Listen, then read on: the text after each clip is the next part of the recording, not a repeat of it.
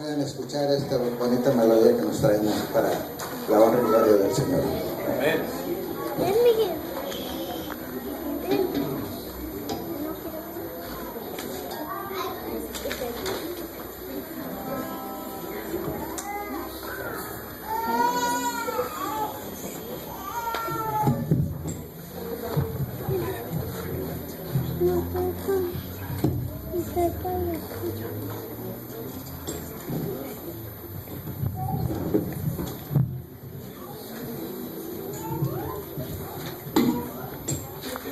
Bueno, hermanos, este canto dice que hay un ser supremo, un ser que nos dio la vida, ¿verdad? Y que todo lo puede cambiar, ¿verdad? Solamente Él puede cambiar nuestra vida, nuestra forma de pensar.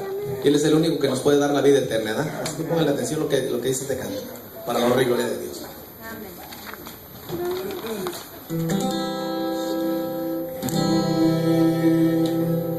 Cuida de mí.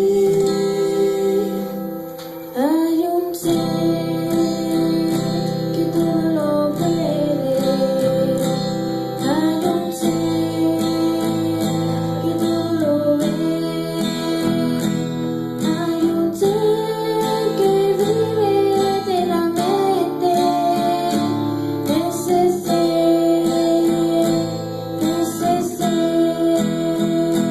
Cuida de mí, como cuida de las aves de los aires, como cuida de los peces de la mar, como cuida de los astros en el cielo. Ese ser cuida de mí. Si me fui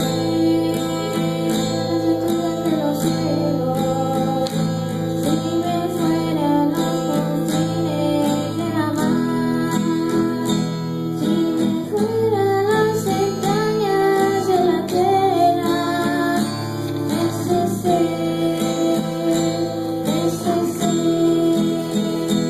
Cuida de mí, como cuida de las aves de los aires, como cuida de los peces de la mar, como cuida de los astros en el cielo. Ese ser cuida de mí, como cuida de las aves de los aires, como cuida de los peces de la mar, como cuida de los astros en el cielo. Ese ser cuida de mí, cuida de mí.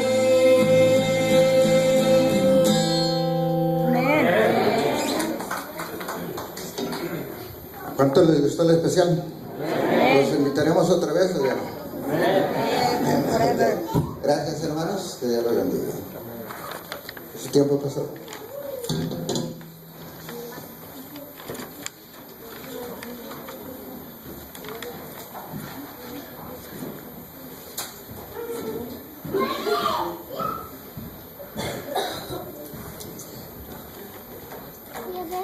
Antes de que salgan los niños, porque ahora me dijeron que va a haber clase de niños para que los papás estén cómodos escuchando el sermón. Déjenme decirles que vamos a hacer un viaje a Tijuana, y aunque he puesto ahí en el boletín necesitamos algunas cosas, nadie las ha traído. Así que mientras estaba comprando algunas cosas, yo me dije, ¿por qué le evito a la congregación la bendición de dar, verdad? Así que necesitamos ahora 4 cosas: cuadernos para escribir para los niños de Tijuana, lapiceros, libros de colorear y crayones. Necesito esas 4 cosas. Necesito voluntarios, porque si les digo que lo traigan, pues bueno, traigan cuadernos para escribir, crayones, libros de colorear, pero con motivo bíblico. No traigan libros de colorear de monstruos y esas cosas. Ahí en el Dollar Tree venden motivos bíblicos y lapiceros. Ok, esas 4 cosas. Levantaron varios las manos, así que ahorita los voy a anotar. Muy bien, ahora sí pueden salir los niños menores de 5 años a su clase especial para que estén los papás cómodos.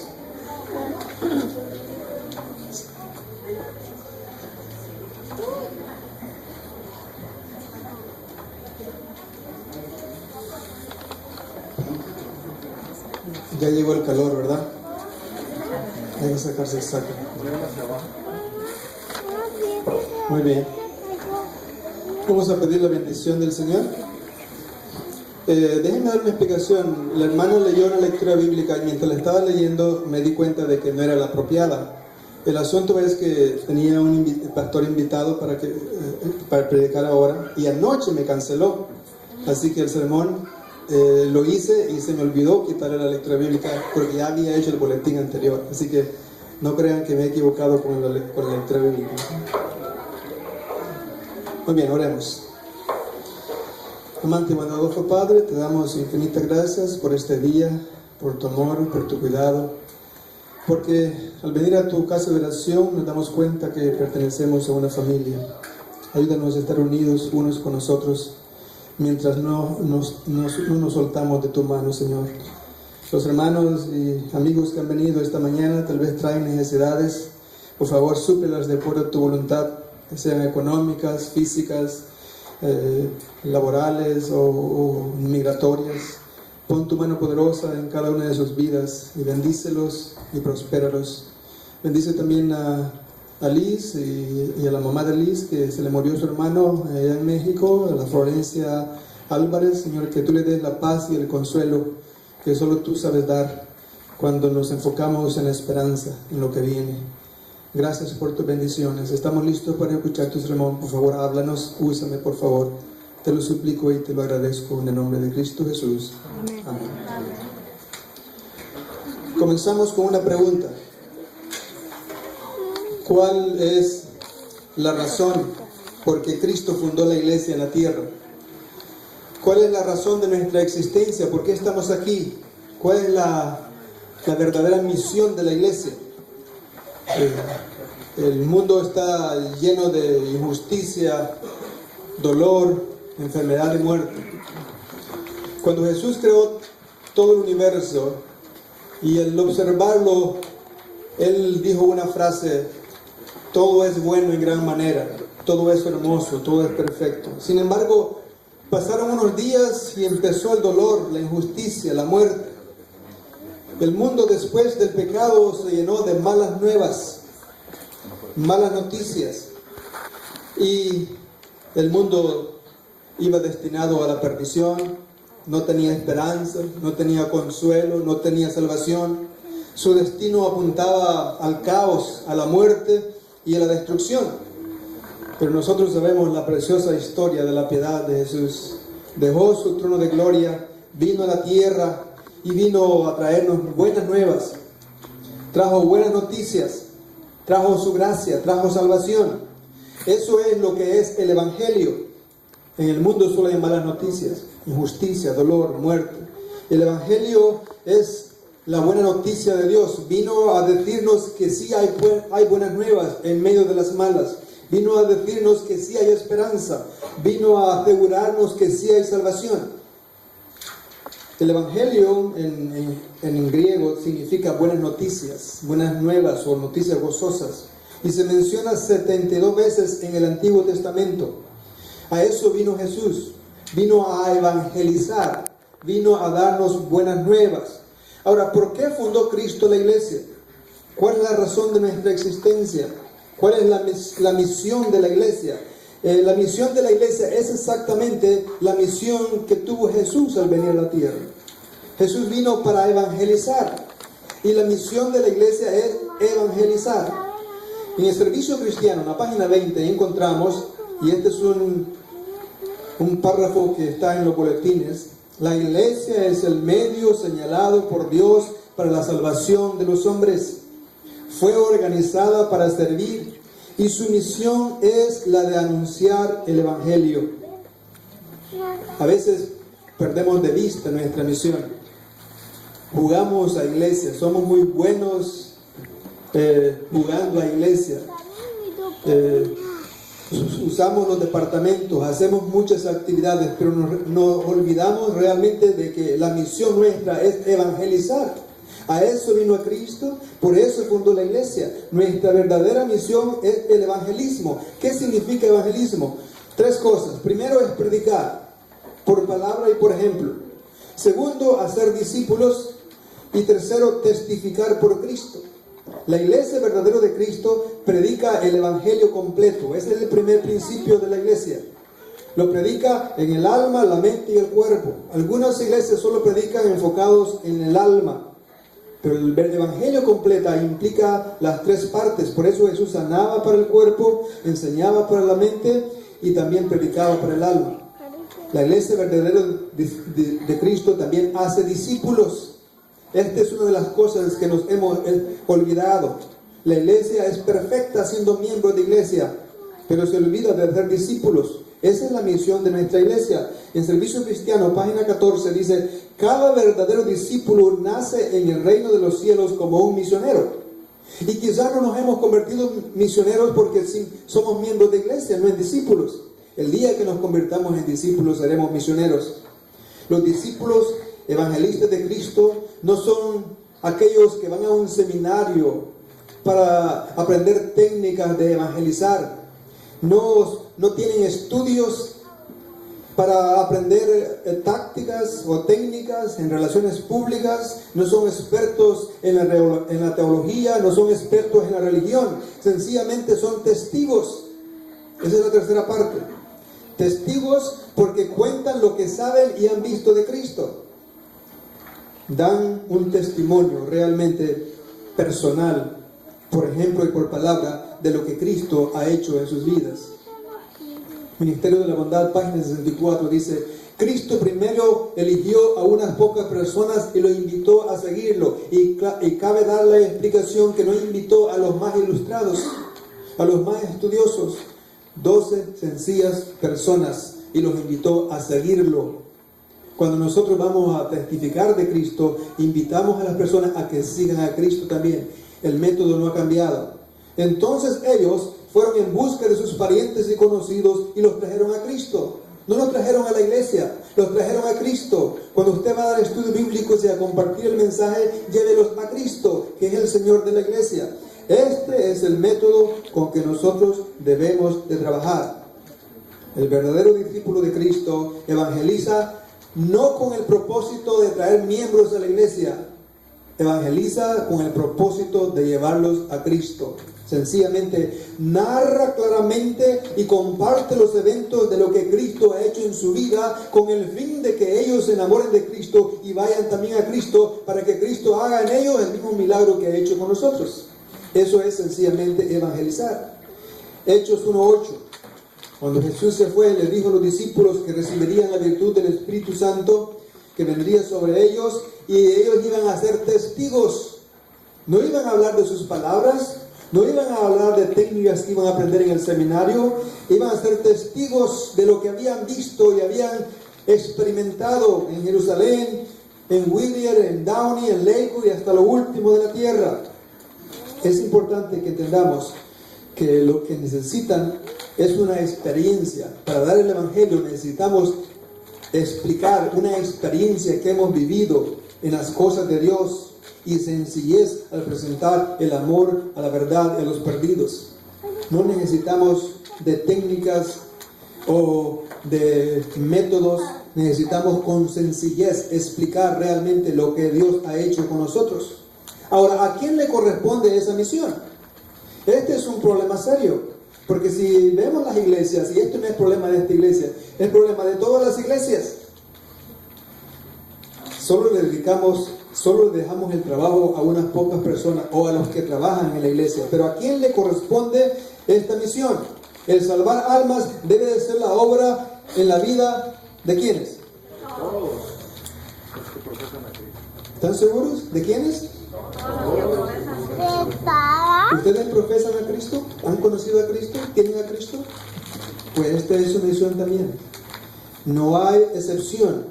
La predicación, evangelización nos corresponde a todos, a la iglesia, a los laicos y también a los pastores. Servicio Cristiano 86 dice: vayan ministros y laicos a los campos maduros, hallarán una cosecha donde quiera que proclamen las verdades olvidadas de la Biblia. Este es un grave error que ha atrasado la misión de la iglesia. Es un error fatal suponer que la obra de salvar almas depende solamente del ministro o del director de obra misionera o de algunos pocos. Es la responsabilidad de todos. La obra de Dios en esta tierra no podrá terminarse si los hombres y las mujeres abarcados por el total, dice por el 95%, por el total de sus miembros de nuestra iglesia se unen a la obra y aúnen sus esfuerzos con los de los pastores y dirigentes de las iglesias. Ahora, el consejo para los pastores es el siguiente: la mejor ayuda para los miembros de la iglesia no consiste en sermonearlos, sino en trazarles planes de trabajo. A veces nos gastamos exorbitante cantidad de tiempo haciendo sermones o seminarios, pero dice aquí la profecía que hay que ponerse a trabajar. En el transcurso del trabajo vamos a crecer espiritualmente. Es algo que Dios dejó para nosotros, porque sabía que era para nuestro beneficio. Evangelizar es nuestra labor. Esa es nuestra misión. Por eso Cristo fundó la iglesia. Por eso existimos.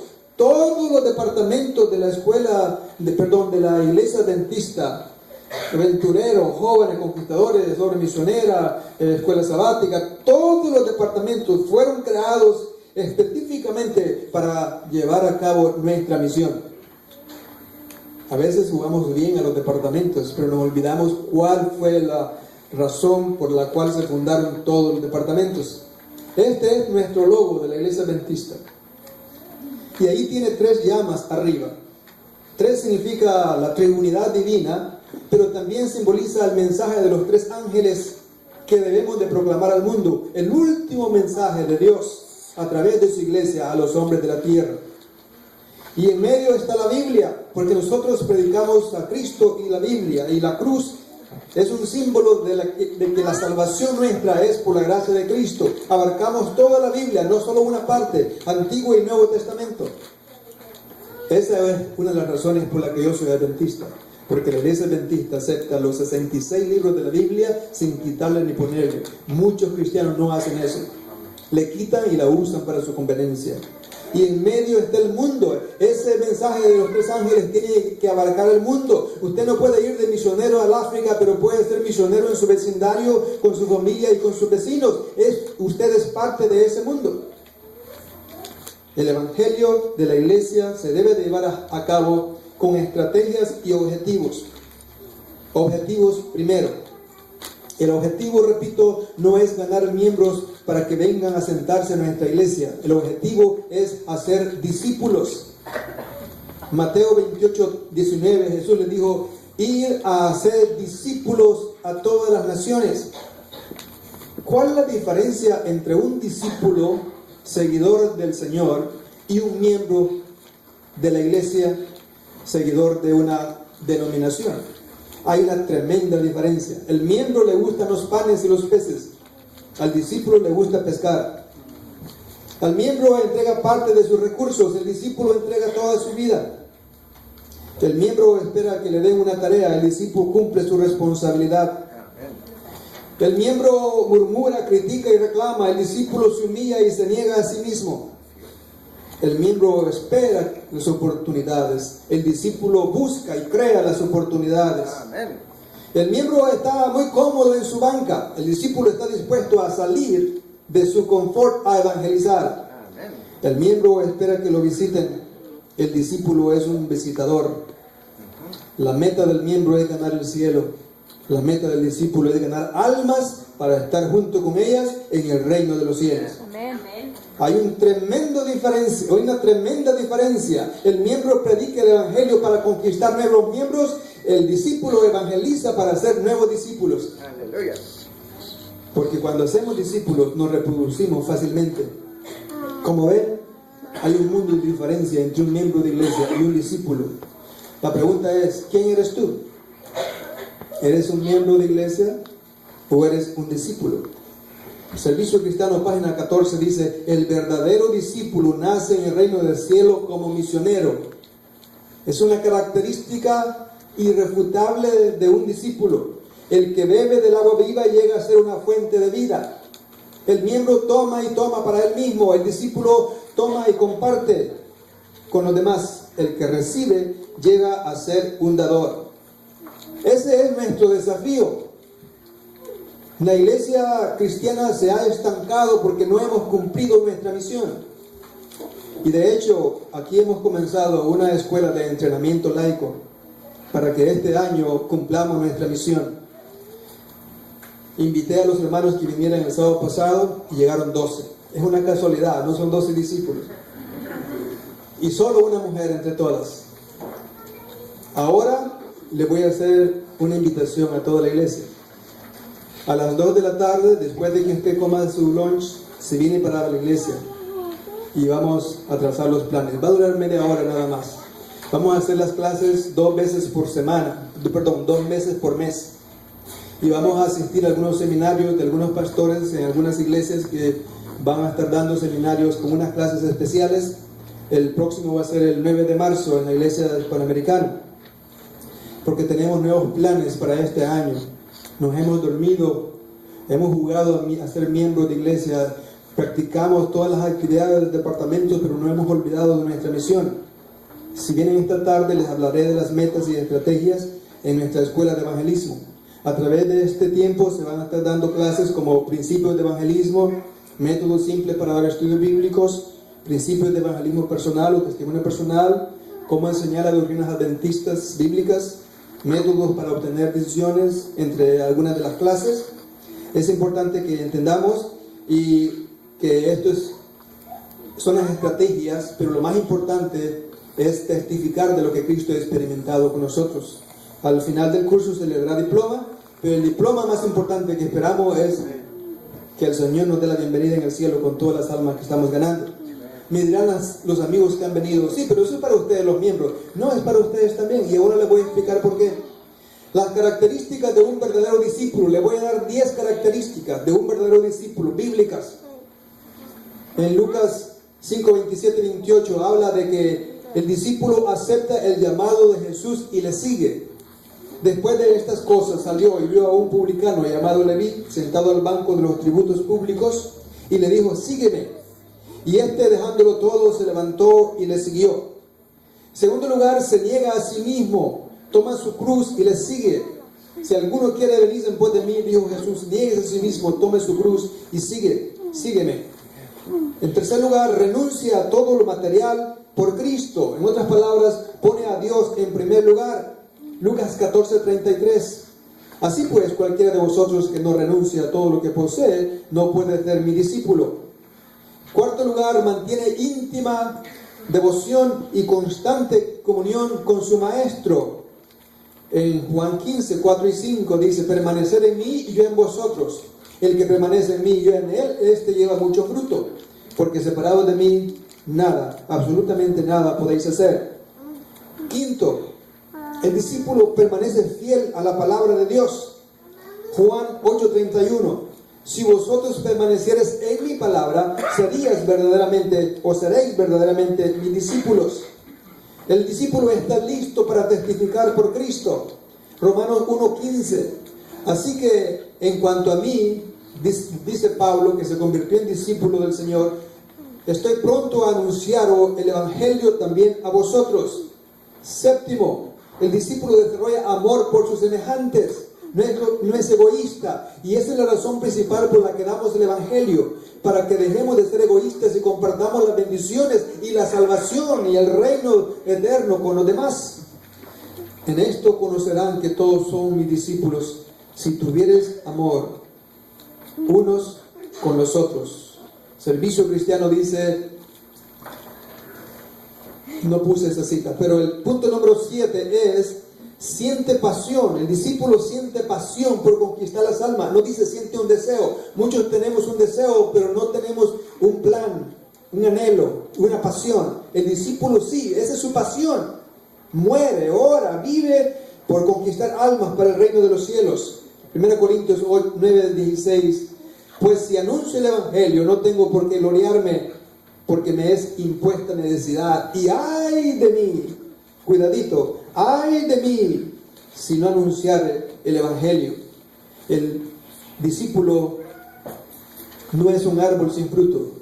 El discípulo produce fruto. En esto es glorificado mi Padre, Juan 15:8, en que llevéis mucho fruto y sean así mis discípulos. Y el punto último y 10, el discípulo está dispuesto a entrenar, a adiestrar nuevos discípulos. El fiel discípulo del Señor busca a otro que todavía no se ha enrolado en el discipulado y lo lleva con él para dar estudios bíblicos. 2 Timoteo 2:2, lo que has oído de mí ante muchos testigos, esto encarga a hombres fieles que sean idóneos para enseñar también a otros. Pablo le está diciendo a Timoteo, porque Pablo era discípulo de Timoteo, y le está diciendo a Timoteo que él aprenda a hacer lo mismo, que cuando vaya a dar estudios bíblicos, el Evangelio, lleve a hombres fieles para que también comparten el Evangelio con él. Servicio cristiano nuevamente. Cada verdadero discípulo nace en el reino de los cielos como un misionero. ¿Cuál es la planificación? Planificación es la determinación de los objetivos o metas y la elección de los cursos de acción o estrategias para lograrlos, elaborando esquemas detallados de lo que habrá de realizarse en el futuro. Jesús daba el Evangelio sencillo, pero lo había planificado bien. Vean la planificación de Jesús, Lucas 14 del 28 al 30. Porque dice Jesús, ¿quién de vosotros, queriendo edificar una torre, no se sienta primero y calcula los gastos a ver si tiene lo que necesita para acabarla? ¿Cuántas veces las personas empiezan a construir y hacen un presupuesto malo y después gastan más de lo que ellos planearon? Entonces Jesús dice, tienes que planificarlo bien, tienes que ver un plan. No sea que después que haya puesto el cimiento, no pueda acabarlo. Y todos los que vean comiencen a hacer burla de él, diciendo, este hombre comenzó a edificar, pero no pudo acabar. El Evangelio se planifica, pero tiene un fin. Sabemos en qué va a terminar. Marcos, el capítulo 3, versículo 13 al 5, esta fue la planificación que hizo el Señor. Se fue a buscar 12 hombres, y nosotros podemos pensar que los escogió al azar. No, él sabía lo que estaba haciendo. Hombres con temperamentos terribles, con grandes y abismales diferencias, ni se llevaban bien los unos con los otros, pero Dios tenía un plan, porque al crear una iglesia con hombres con temperamentos diferentes, nos está enseñando a nosotros que nosotros también podemos hacer lo mismo a pesar de nuestras diferencias. Él llamó a los que quiso, a los que él sabía que le iban a servir, y no se fue a Jerusalén a buscar rabinos, ni se fue a Grecia a buscar filósofos. Se fue al mar de Galilea a buscar 12 humildes hombres, a los que él sabía que le iban a ayudar. Y vinieron a él, y los tuvo con él, y los instruyó, y les mostró su ejemplo, y planificaron, y estableció a 12 para que estuvieran con él. Y luego que los hubo establecido, entonces los envió sencillamente a predicar. Esta tarde vamos a hablar de la planificación del evangelismo de este año, pero es importante que entendamos que debemos de seguir el método de Jesús. He leído manuales con técnicas de evangelizar, cómo sacar decisiones, cómo convencer, pero me he dado cuenta que no funcionan. Sí funcionan para convencer y hacer miembros de iglesia, pero lo que queremos es usar el método de Jesús para hacer discípulos, no miembros de iglesia. Servicio Cristiano, en la página 133 dice, solo el método de Cristo permitirá éxito en alcanzar al pueblo. No dice es uno de los métodos, dice solo su método. El Salvador, este es el método que él usaba. Se trataba con los hombres como alguien que deseaba hacerle su bien. Se acercaba a él no para cambiarlo de idea. Se acercaba a él no para meterle otras ideas de su religión. Se acercaba para hacerles bien, para tratar de suplir sus necesidades. Luego les mostraba simpatía, atendía sus necesidades y se ganaba su confianza. Cuando nosotros vamos con la doctrina No ganamos la confianza del individuo, hacemos enemigos porque le estamos queriendo demostrar que nosotros tenemos la razón. Jesús no hacía eso. Nunca ustedes van a ver en la Biblia que Jesús se ponía a discutir por doctrina. Él le mostraba simpatía y ganaba su confianza. Porque si ganamos la confianza, nosotros vamos a estudiar con esa persona en una forma más adecuada. Porque Él va a saber que no estamos tratando de cambiarlo a nuestras ideas, sino que estamos tratando de darle su felicidad. Estamos tratando de darle a Jesús, estamos tratando de darle su salvación. Y luego, paso seguido, entonces Jesús le decía, seguidme. Ya ustedes miren cómo yo trabajo, ya ustedes miran cómo yo los amo, ya ustedes miran cómo yo estoy interesado en ustedes, ahora síganme. Ese es el método de Jesús. Convivía con la gente, procuraba hacerles bien, les mostraba simpatía, atendía sus necesidades, ganaba su confianza y luego decía, vámonos. Sígame. Los discípulos deben de tener bien claro que este es el método que debemos usar. Los discípulos deben tener una clara visión de su evangelismo y también desarrollar la correcta actitud al presentar el evangelio. Visión y actitud. Dos elementos muy importantes. ¿Cuál es nuestra visión? ¿Cuál es nuestra misión? ¿Llenar la iglesia de miembros? No. Ir por todo el mundo a predicar el evangelio a toda criatura. El evangelio es mi doctrina. Yo no quiero que se conviertan para mi iglesia, yo quiero que se conviertan para Jesús. Yo no tengo buenas nuevas. Aquí tenemos problemas igual que afuera también. Jesús sí tiene buenas nuevas. Eso es evangelizar. Esa es mi misión.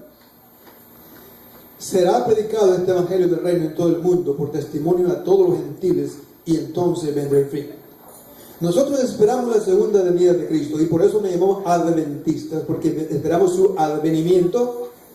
Pero la pregunta es, ¿qué estamos haciendo para que Jesús venga y termine con toda la injusticia del mundo? Jesús no va a venir a menos que nosotros hagamos nuestra parte de predicar el evangelio a todos los demás. Eso es nuestra misión. Jesús le dijo, recibiréis poder cuando haya venido sobre vosotros el Espíritu Santo. Recibiréis poder. El evangelio tiene que predicarse con poder. Esa es la correcta actitud. Cuando nosotros vamos con poder, los demás van a ver que nosotros estamos hablando una verdad. Estamos hablando algo que sí vale la pena. Estamos hablando algo que sí amerita trabajar por ello. Y me traéis testigos en Jerusalén, en Samaria, Judea y hasta lo último de la tierra. ¿Qué es realmente evangelismo? Evangelismo es la presentación de Jesucristo con el poder del Espíritu Santo. Las dos cosas van a la par. Si presentamos a Jesucristo sin el Espíritu Santo no va a funcionar. Va a ser un Jesucristo muerto, un Jesucristo eclesiástico, un Jesucristo que está ahí en una cruz de madera, un Jesucristo que no vale la pena. Tiene que ir con el poder del Espíritu Santo, de tal manera que los hombres puedan llegar a confiar en Él como Salvador. Y luego que ellos también se conviertan en discípulos y servirle como Señor en la comunidad de la iglesia. 4 factores que abarca el evangelismo: acción, poder, propósito y resultado. Factores importantísimos. ¿Cuál es la acción? Presentar a Jesús, sencillamente. ¿Cuál es el poder? No el mío, no mi conocimiento, no mis técnicas, no mi sabiduría, no mi capacidad. El poder es el Espíritu Santo. ¿Cuál es el propósito? Que los hombres puedan confiar en Cristo como su Salvador. Ese es el propósito. Métalo siempre en su cabeza cuando vaya a dar estudios bíblicos. No voy a ir a convertir miembros de iglesia, voy a ir a presentar el evangelio de tal manera. El propósito es para que ellos puedan confiar en Cristo su Salvador, así como yo lo he hecho. ¿Y cuál será el resultado? Servir a Cristo como Señor en la fraternidad de la iglesia. Cuando usted le presente el evangelio de esa manera, ellos van a querer hacer lo mismo. Si ustedes miran la vida de Pablo, la biografía de Pablo, Pablo estaba inspirado en llegar a ser un misionero de Dios. Y esa era su pasión determinante. Pero él había visto el ejemplo de Ananías, un discípulo fiel de Dios. Cuando nosotros damos un testimonio fiel de nuestro discipulado, los demás también van a querer hacer lo mismo, porque les inspiramos a través del Espíritu Santo algo que ellos también tienen que hacer. El evangelio de Jesús es realmente explicar, testificar, decir lo que Cristo hizo, lo que hace, lo que hará por el ser humano. Eso es sencillamente el evangelio de Jesús. y hay poder en el Evangelio de Jesús. Cuando nosotros explicamos realmente que Dios no solamente creó el universo, que no solamente nos creó a nosotros, sino que está muy interesado en nosotros, en ayudarnos, en caminar con nosotros, en salvarnos, el Evangelio entonces lo vamos a predicar con poder. El sacrificio de Cristo es la gran verdad sobre la cual se agrupan todas las verdades. Podemos hablar de sábado, podemos hablar de normas, La gran verdad del Evangelio se posesiona o se fundamenta en el sacrificio de Cristo. Su vida y su muerte, su ejemplo, su intercesión. Esa es la gran verdad. A veces nosotros vamos con la doctrina. Esa no es la verdad. El sacrificio de Cristo es la gran verdad sobre la cual se agrupan todas las verdades. Si nosotros ponemos el fundamento sobre la verdad mayor, entonces todas las verdades que la Biblia nos enseña van a ser aceptadas.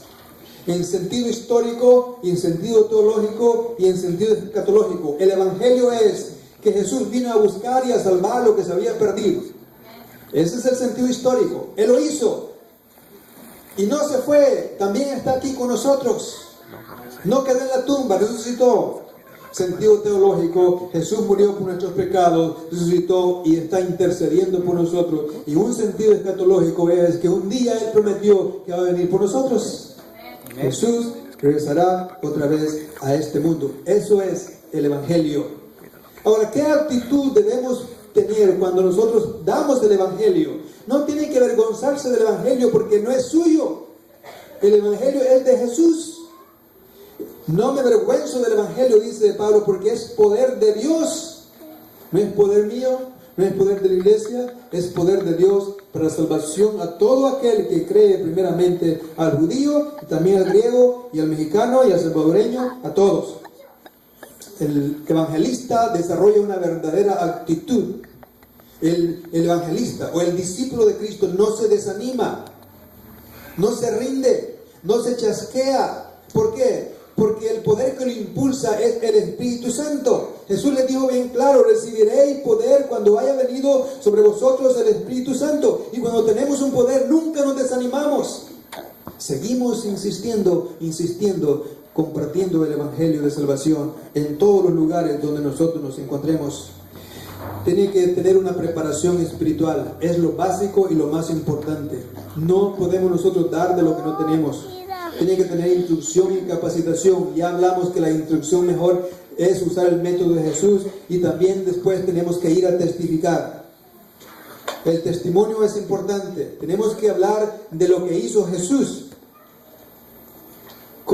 También tenemos que hablar de cómo lo hicieron otros. También tenemos que hablar de cómo nosotros lo estamos haciendo. Testimonio de las experiencias que nosotros hemos tenido y los resultados eficaces que hemos visto. Cuando yo trabajaba en la iglesia de Hollywood, había una señora que se llama Jesús Varela. Señora, pelo blanco, así como la hermana Agripina. Humilde la señora. Yo miraba que siempre ella era campeona ganadora de almas. Un año ganó casi 100 almas. Era campeona de recolectaje. Nadie le podía ganar en el recolectaje. Y siempre que daban premio, un año le dieron un premio de llevar a Israel, la persona que iba a ganar. Ella ganó, pero como no tenía papeles no pudo viajar a Israel. Pero me impresionaba cómo ella traía visitas, siempre se sentaba con 2 bancas llenas de visitas. Y todos los días salía a dar algún estudio bíblico. Un día yo le pregunté cómo hacía. Y me invitó a salir. Y fui con ella. Ya ella tenía una Biblia, letras gigantes, de este porte. Ella andaba con su Biblia. Cuando daba el estudio bíblico, le daba la Biblia a la persona y le decía el versículo donde él tenía que leer. Y me di cuenta que la señora no sabe leer. No sabe leer, no sabe escribir. Se había aprendido los textos de memoria y se los decía a ellos para que lo leyeran. Nosotros no tenemos ese problema. Podemos leer y escribir. Pero eso no es un impedimento para dar el Evangelio. Porque ella no iba con su capacidad, no va con su capacidad, porque todavía lo hace, ni aprendió técnicas. Ella iba simplemente a dar un testimonio de lo que Jesús hizo en su vida y lo que Jesús puede hacer por ellos. Es importante que entendamos que la diferencia no la hace nuestra capacidad, nuestros estudios. La diferencia la hace la presencia del Espíritu Santo. Porque cuando predicamos el Evangelio con la influencia del Espíritu Santo, el Evangelio tiene poder y convence y convierte. La diferencia la hace el Espíritu Santo que se ha posicionado de la persona que predica. Esa fue la diferencia en los discípulos del primer siglo. En un siglo entero expandieron el Evangelio en todo el mundo conocido. Y podemos decir en todo el mundo porque de esos que conocieron el Evangelio vinieron a fundar la nación de América. Un siglo. Nosotros tenemos 20 siglos de estar predicando el Evangelio y 3/4 partes del mundo no lo conocen porque no hemos estado haciendo nuestro trabajo. Necesitamos enfocar nuestra misión.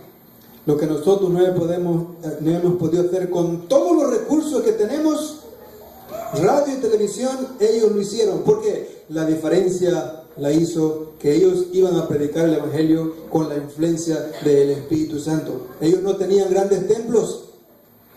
Ellos no tenían muchos recursos. Ellos no hacían campañas costosas en gigantes estadios. Ellos no tenían recursos para poner anuncios en la radio y la televisión. Ellos no repartían revistas o folletos o volantes. Recibieron la influencia del Espíritu Santo, se dejaron usar por Él, obedecieron y entonces usaron el método de Cristo. Eso fue lo que Jesús hacía. Jesús convivía con la gente, procuraba hacerle bien, le mostraba simpatía, atendía sus necesidades, ganaba su confianza y le decía seguirle. Esa fue la instrucción que recibieron los discípulos. Y eso fue lo que ellos hicieron, por eso les dio resultado. Ahora el islamismo le ha ganado adeptos al cristianismo porque el islamismo ahora tiene más miembros que los cristianos cuando la religión más nueva es el islamismo. ¿Qué nos ha pasado? ¿Qué nos ha pasado? Hemos perdido de vista nuestra misión. Ahora la pregunta es, si los discípulos hicieron una tremenda diferencia, si esta hermanita que no sabe leer y escribir puede ganar tantas almas, ¿por qué lo hace? Porque va con la influencia del Espíritu Santo. Ahora la pregunta es, ¿cómo recibir la influencia del Espíritu Santo? ¿No creen que es conveniente que entendamos esto? ¿Ustedes quieren recibir la influencia del Espíritu Santo para que haga diferencia en la forma como ustedes hacen el evangelismo y predican las nuevas de salvación? Les lo voy a resumir en 4 pasos. 1. Para que usted reciba la influencia del Espíritu Santo, usted tiene que buscarlo y pedirlo con pasión e intensidad, como si de eso depende su vida. Así como David decía, como el siervo clama por las corrientes de agua, así clama por ti, oh Dios, el alma mía. Mi alma tiene sed de Dios, del Dios vivo. Aquellos que están aquí, que todavía no son miembros de nuestra iglesia, ustedes también necesitan la influencia del Espíritu Santo, porque el poder del Espíritu Santo no solamente hace diferencia al evangelizar, hace una completa diferencia en nuestras vidas. Somos prosperados en todo, en la mente, en el alma y en el cuerpo. Necesitamos su influencia. Cuando nosotros decimos Dios está aquí con nosotros, ¿qué es lo que queremos decir? Lo que queremos decir es que la influencia del Espíritu Santo está aquí con nosotros, pero si no la hemos recibido, ¿cómo podemos decir que Dios está aquí con nosotros? Puede estar por ahí, pero no puede. Yo lo que quiero es que esté en mí, y para que esté en mí y mi vida dé una influencia poderosa en el alma, la mente y el cuerpo, yo tengo que recibir la influencia del Espíritu Santo, pero para recibirla tengo que hacerlo primero, pedirla con intensidad, orar con intensidad, así como cuando el siervo está en el desierto con tremenda sed y necesita una gota de agua, así tenemos que pedirlo. Desarrollar una íntima devoción con el Señor y pedirlo con determinación y constancia. Punto número 2. Tenemos que permanecer unánimes. Los discípulos recibieron porque estaban unánimes. ¿Tenían diferencia? Absolutamente. ¿Tenían diferentes ideas? Absolutamente. ¿Todos querían en primer lugar? Sí. Pero se fueron a orar 10 días. 10 días orando con gran intensidad y pasión a pedir el Espíritu Santo y llegó. Se unieron, a pesar de sus diferencias, a pesar de sus temperamentos desastrosos, se unieron. Esa es una característica importante. No podemos recibir la influencia del Espíritu Santo a menos que nosotros estemos unidos. Dios nos acepta así como somos, con todas nuestras diferencias, nuestros errores y nuestras faltas, pero tenemos que estar unidos. Si no estamos unidos, olvídense, el Espíritu Santo no puede posicionarse de una iglesia o de una persona que está en desunión. Hechos 2:1 dice: como se cumplieron los días del Pentecostés, estaban todos unánimes juntos. 60 días antes el Señor los había visto y estaban todos peleándose por el primer lugar. Nadie quería humillarse, nadie quería lavar los pies, y Jesús les demostró cómo ser humilde y ellos aprendieron la lección y fueron ahí humillados a pedir la influencia del Espíritu Santo, unánimes, y lo recibieron. Una congregación desunida tiende a enfriarse espiritualmente y no va a cumplir su misión, porque para cumplir la misión necesitamos la influencia del Espíritu Santo. Por favor, seamos la fuerza que une las diferentes partes de nuestra congregación, no la que desune. ¿Quién es la iglesia? ¿Quién es la iglesia? No nosotros. Yo. Cuando usted lo mira desde ese punto de vista, cambia el panorama. Oh, todos somos la iglesia, pero estamos desunidos. Yo soy la iglesia. Si la iglesia está mal, yo estoy mal. Si cada uno de nosotros pensamos así, va a ser diferente. Evitemos la crítica, el pesimismo, evitemos el negativismo. Cuando alguien critica, dígale, hermanito, busquemos algo positivo en la persona. O si hay algo que está mal en la iglesia, la forma de criticar constructivamente es cómo yo puedo solucionar el problema, en lugar de meterle más candela con mi crítica. Porque si la iglesia está mal, yo estoy mal. No se olviden de eso. La iglesia soy yo, en forma personal, no congregacional. No te olvides. Recibiremos la influencia del Espíritu Santo cuando nosotros todos, a pesar de nuestras diferencias, estemos unidos. Es importante que entendamos la historia. Por eso los discípulos recibieron el Espíritu Santo. Y el punto número 3 es que aprendamos a ser guiados por el Espíritu Santo. Miren, cuando usted pide con consistencia, persistencia el Espíritu Santo le va a tocar, seguro. Pero le va a empezar a probar. Y le va a empezar a dar ciertas instrucciones. Y le va a empezar a dar ciertas indicaciones. Y lo está probando para ver si usted tiene la capacidad de recibir el Espíritu Santo. Pero cuando usted lo pide y le empieza a dar ciertas indicaciones y usted no las sigue, olvídese.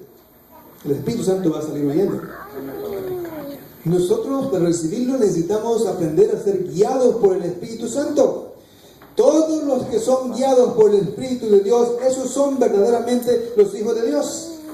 El Espíritu Santo probará tu fidelidad, probará tu capacidad para aprender a obedecer, te dará tareas para probar si te dejas guiar. Déjate guiar, porque esa característica es importante para poseer su poder. Y por último, para tener el Espíritu Santo tenemos que aprender a obedecer. Una cosa es dejarme guiar para que Él me dé las instrucciones de lo que debo de hacer, y la otra cosa es aprender a obedecer. En otras palabras, en este sentido misionero, aprender a ser fieles testigos. El Espíritu Santo va a ser más factible que llegue a una persona que lo necesita para ir a dar el Evangelio a otros, porque Dios quiere convencer y convertir al mundo. No es para mi beneficio, pero yo tengo que ponerme a trabajar y usar los dones que Dios me ha dado. Nosotros somos testigos suyos y de estas cosas. Y también el Espíritu Santo, el cual se le da ¿a quién? ¿A quién se le da el Espíritu Santo? Es una característica importante de aquel que quiere recibirlo. Tienen que aprender. Se le da a Dios, se lo da a aquellos que le obedecen. A veces te guiará a hacer cosas absurdas y que no hacen sentido. Tú tienes que obedecer. No te pongas a discutir con Él. Te estará probando. A veces te guiará a hacer cosas que no te gustan hacer. A veces te guiará a dar la orden misionera a gente que no simpatizas con ella. Tú tienes que aprender a obedecer. A veces te guiará a hacer cosas cuando tú dices que no tienes tiempo. Tienes que obedecer y aprender a dejar tiempo para cumplir su misión. Deja las excusas. ¿Cuáles son las excusas? No tengo el don, tengo miedo, no tengo tiempo, no estoy capacitado, hace frío, hace calor, es peligroso, está lloviendo, se enfermó el perro, yo no sé. Deja de dar excusas, aprende a obedecer. Déjenme darles un ejemplo de una persona humilde que pidió con intensidad el Espíritu Santo, lo recibió, se dejó ser guiado por él y le obedeció. Esa persona se llamaba Felipe, humilde Felipe. Cuando los discípulos tenían muchas tareas en la iglesia, ellos se decidieron formar un diaconado. 7 hermanitos sencillos, trabajadores de la iglesia, que fueran fieles en hacer las labores de la iglesia. Y uno de esos diáconos fue Felipe. Pero Felipe tenía la influencia del Espíritu Santo, porque los diáconos que iban a elegir deberían de tener la influencia del Espíritu Santo. Cuando los discípulos organizaron la iglesia, estos hombres fueron de gran ayuda para ellos. Entonces, aparte de la responsabilidad que Felipe tenía que hacer como diácono, él nunca dejó de hacer su responsabilidad de evangelizar.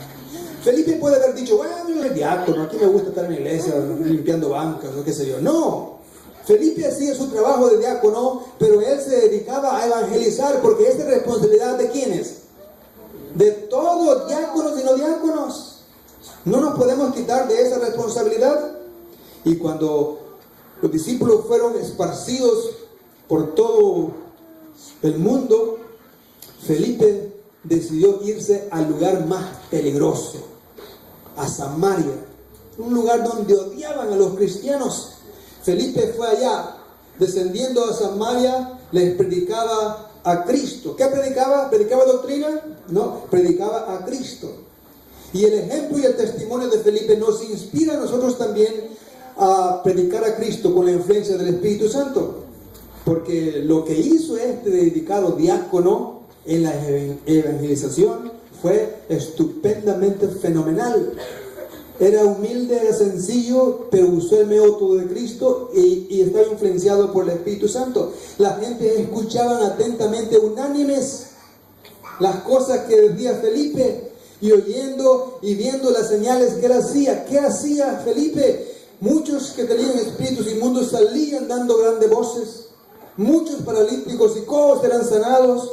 Así que había gran gozo en aquella ciudad. El evangelio es nueva de gozo. Sanaba, pero daba las nuevas buenas de la salvación. Toda la ciudad tenía gran gozo porque Felipe había cumplido su misión. En Hechos 8:26 encontramos un relato importante. Encontramos a un ejemplo práctico de lo que Felipe hizo porque se dejaba guiar por el Espíritu Santo. Había venido un morenito ahí de Etiopía a Jerusalén y ninguno de los judíos le había prestado atención.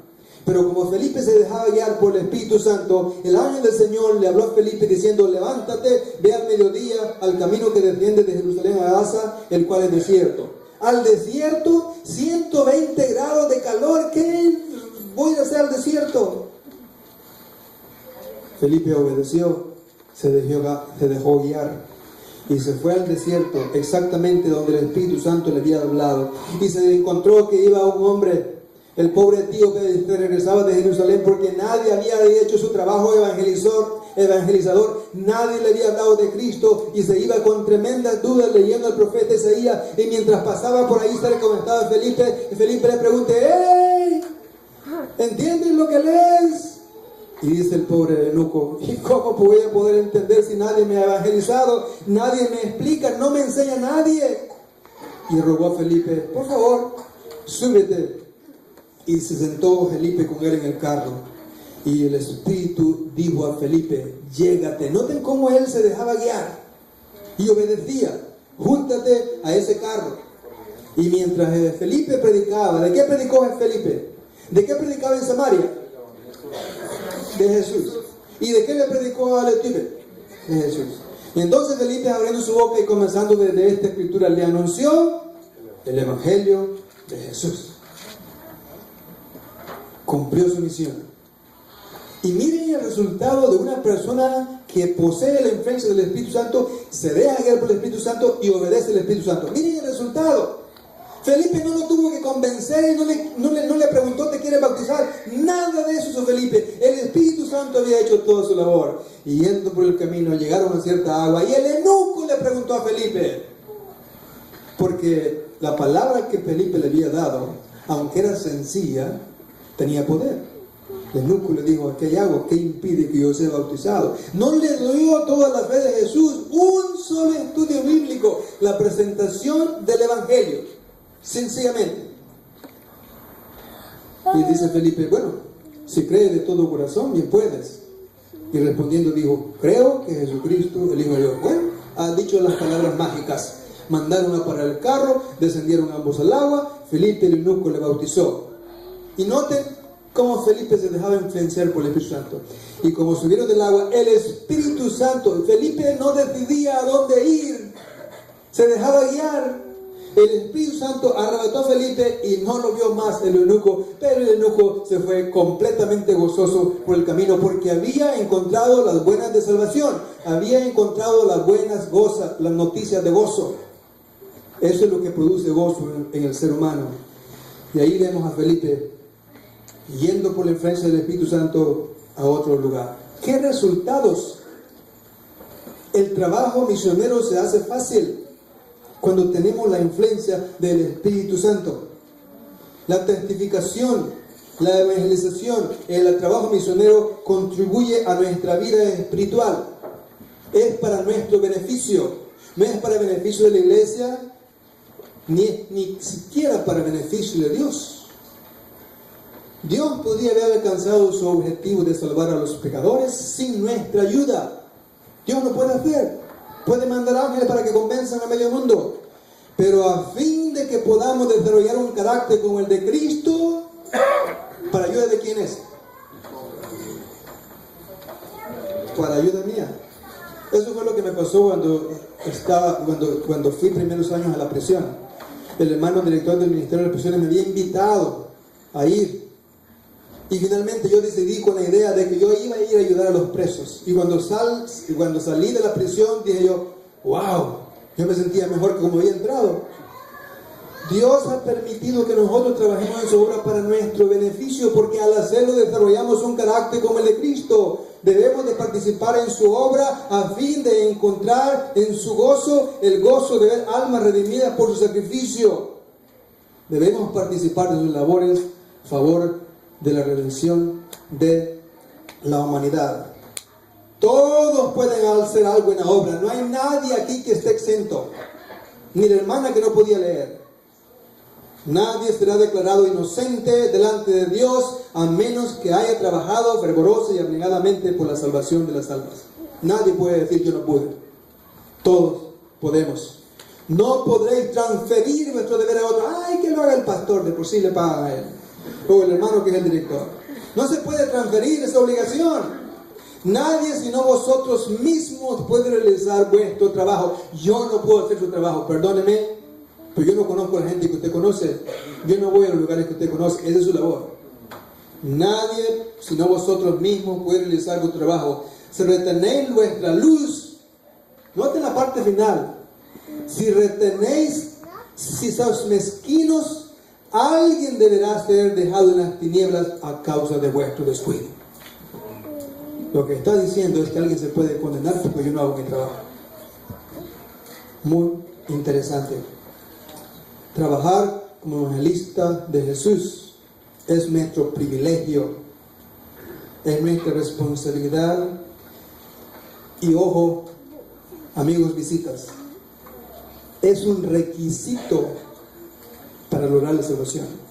Ustedes vienen buscando a Jesús, ustedes no vienen buscando una iglesia, ¿cierto? Vienen buscando el centro de nuestra doctrina es Jesús. Pero el resultado de lo que esperan al encontrar a Jesús es la salvación. Pero nadie puede salvarse solo. En el cielo no entran egoístas. los que se salven van a entrar por lo menos con un alma a quienes ellos van a ser responsables por su salvación. No podemos ir solos al cielo. En el cielo no habrá ningún salvado con una corona sin estrellas. Estaba pensando en hermana Jesús. Tiene que haber un joyero experto en el cielo, porque ese señor va a tener como 40,000 estrellas en su corona. Pero nadie puede ir al cielo y tener una estrella sin corona, sin estrellas, perdón. Si entráis ahí, al menos habrá un alma en las cortes de gloria que haya entrado por vuestro trabajo misionero. La recompensa a la obediencia del misionero. ¿Cuáles son las recompensas? En primer lugar, Dios va a engrandecer tu nombre, tu familia. El Señor le dijo a Abraham: tú obedece, tú déjate guiar, deja tu tierra, yo no quiero que estés más acá, obedece. Abraham puede haber dicho: Señor, pero aquí estoy cómodo. ¿A vivir en una tienda en el desierto? No, Abraham obedeció. Deja tu tierra, tus parientes y la casa de tu padre para ir a la tierra que yo te voy a mostrar. Déjate guiar. Con tus descendientes voy a formar una gran nación y voy a bendecirte y te voy a hacer famoso. Nosotros estamos buscando la fama sin el Espíritu Santo y lo que logramos en la desdicha. Te voy a bendecir y te voy a hacer famoso y serás una bendición para otros. Bendeciré a los que te bendigan y maldiciré a los que te maldigan. Por medio de ti bendeceré a toda la familia del mundo. Ese es el primer beneficio. Dios va a engrandecer tu nombre si tú aprendes a obedecer, si te conviertes en discípulo, si te conviertes en evangelista. En segundo lugar, Dios cumplirá su pacto de amor. Dios ha hecho un pacto de amor con nosotros, pero ese pacto está condicionado a que nosotros aprendamos a obedecer. Por haber oído estos decretos y haberlo guardado y puesto por obra, Jehová tu Dios guardará contigo el pacto y la misericordia que juró a tus padres. Muchos creemos que el pacto de Dios lo hace porque Él es Dios y Él no requiere de nuestra actitud y de nuestra obediencia. El pacto de Dios lo guarda con aquellos que aprenden a obedecer. Porque tú obedeciste, yo voy a guardar mi pacto. El pacto es condicional. Tercer lugar, bendición del misionero. Dios bendecirá no solamente tu nombre, sino tu descendencia. La mejor manera de pedirle a Dios que bendiga a mi familia es aprendiendo a obedecer.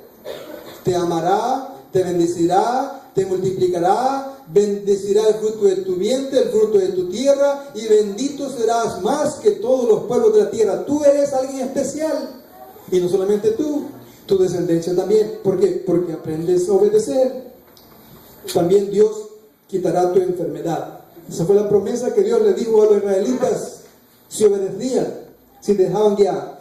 Quitará Jehová de ti toda enfermedad, todas las malas plagas de Egipto que tú conoces, no las pondrá sobre ti, antes las pondrá sobre todos los que te aborrecieren. Conozco uno de mis maestros, la señora se llamaba Virginia Steinway y él Esteban Steinway, eran alemanes, vivían en Estados Unidos. Al retirarse, vendieron su casa, tomaron algún poco de dinero y se fueron a Sudamérica y a Centroamérica. Yo los conocí en Costa Rica. Excelentes misioneros. No tenían carro. Hermano Steinway caminaba y siempre andaba con una bolsa llena de libros de la poesía. Él los compraba de su bolsillo y iba de casa en casa, y cuando miraba a la gente viendo televisión le decía: apaga la televisión, le voy a regalar un libro, póngase a leer. Cuando yo los conocí, ellos tenían 93 años. Ella era mi maestra de griego, era directora del coro, maestra de griego, tenía como 3 cargos en la universidad, de gratis trabajaba. 93 años. Y cuando íbamos a caminar a la montaña, ellos iban a la cabeza de todos nosotros. Nunca se enfermaban. Esa es la bendición de Dios. Ustedes miran la historia de Caleb. Caleb tenía 80 años y le pidió el lugar más peligroso, Hebrón, a Moisés, y le dijo: me siento como de 40. Esa es la bendición de Dios. Cuando tú aprendes a obedecer, la enfermedad no va a llegar a tu casa. Pero ¿cuál es el mayor de los beneficios? Si tú aprendes a obedecer, vas a salvar tu vida. No solamente vas a ser bendecido en esta tierra, sino que vas a salvar tu vida. ¿Por qué? Porque el que quiere salvar su vida la perderá. Pero el que pierde la vida por causa de mí, lo que está diciendo, el que entregue su vida a mí y trabaje por mí, ese va a encontrar la vida eterna. Vean estas dos fotos, una de esta vida y una de la eternidad. Tú compartes el Evangelio en esta vida, tú vas a encontrarte con esa persona en el cielo. Ese es el más grande de los privilegios de obedecer al Señor. Tenemos un tremendo tesoro nosotros. La Iglesia Adventista tiene una doctrina fenomenal, explica bien la Biblia, acepta todos los principios de la Biblia, tiene conceptos de salud, de escatología, de profecía, pero nosotros estamos siendo mezquinos, no estamos cumpliendo nuestra misión. Tenemos un tremendo tesoro, compártalo, mi hermano. Tenemos este tesoro en vasos de barro. No presente su vaso de barro, presente el tesoro que está dentro de nosotros, para que la alteza del poder sea de Dios y no de nosotros. A cada uno se le ha asignado una obra y nadie puede reemplazarlo. ¿Qué podemos decir? Levántate, resplandece, porque ha venido tu luz y la gloria de Jehová ha nacido sobre ti. Amén. Antes de empezar nuestra obra evangelizadora, antes de empezar nuestro ministerio de discípulos de Cristo, recuérdense, necesitamos hacerlo con la inspiración, con la influencia del Espíritu Santo. Y para que eso suceda, debemos entregar nuestra vida al Señor. Vamos a ponernos de pie. Vamos a pedirle al Señor que tome nuestra vida, para que el Espíritu Santo pueda hacer completa morada en ella, para que cuando prediquemos el Evangelio por palabras, por ejemplo, sea un Evangelio de poder.